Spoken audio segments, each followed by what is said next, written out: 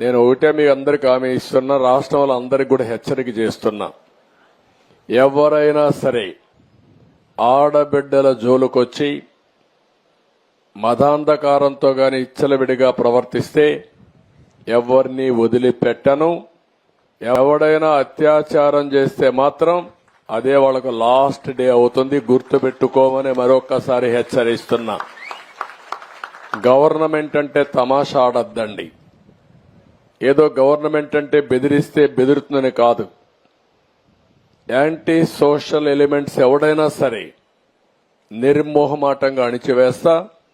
మర్యాదగా ఇంతవరకు చెప్పా. ఎవరైనా కైపెక్కి లేకుంటే గంజాయి తినేసి తాగేసి లేకుంటే మద్యం తాగేసి ఇష్టానుసారంగా చేస్తే మాత్రం తీవ్ర పరిణామాలుంటాయి. మొన్నటి వరకు నేను ఎందుకంటే స్లోగా బిల్డప్ చేయాలి కాబట్టి బిల్డప్ చేస్తున్నా. కానీ ఈ రోజు నేను చెప్తున్నా, ఒక ఆడబిడ్డ నా దగ్గరకు వచ్చి నాకు అన్యాయం జరిగిందంటే మాత్రం ఎవడిని వదిలిపెట్టనని మరొకసారి హెచ్చరిస్తున్నా. అది మీరు రేపటి నుంచి యాక్షన్ లో కూడా చూస్తారు. మీరు ఎవరిని వదిలిపెట్టను.